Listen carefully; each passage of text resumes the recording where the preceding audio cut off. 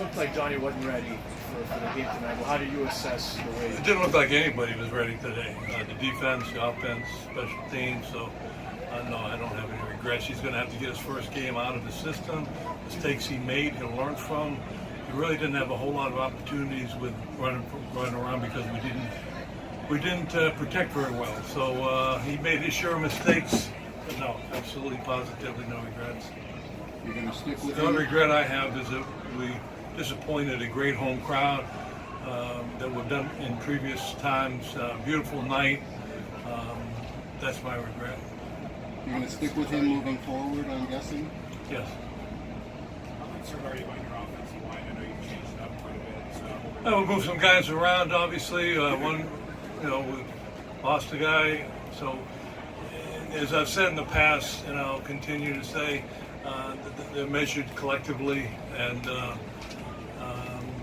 they need to play collectively, and we're kind of playing individually right now because they haven't been together for very long. So hopefully time will allow them an opportunity to grow together, to be stronger, and play better collectively.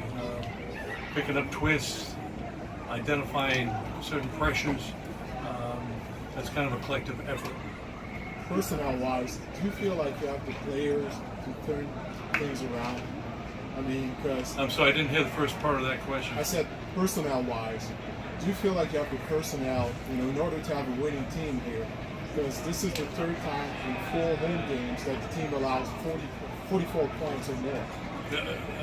I'm with you on that, and in home games, no less. Something we definitely have to look at. Again, we look at personnel every week.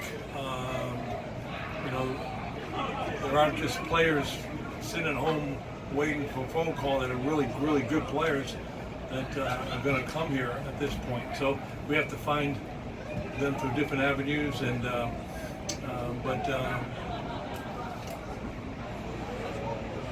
I like the players we have. They work hard. We have structured practices. They do things I ask them to do during the week. Somehow, some way, on game day, we seem to get lost. And we need to figure that out pretty quickly. Coach, are you going to be taking over play calling duties? I'm involved in the offense a lot. And so there were some really good calls that we made that weren't executed necessarily.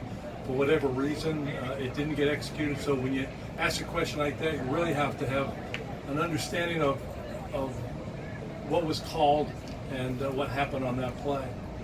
Do you believe Rich Stubler remains the guy to be the DC? Rich is definitely a defensive coordinator.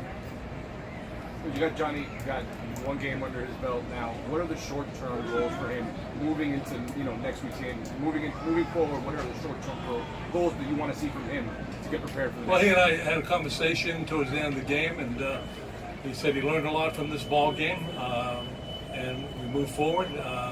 He's fairly resilient. Things in his past when he's played and started have come quite easily for him. This is a challenge, but he's more than ready to accept that challenge.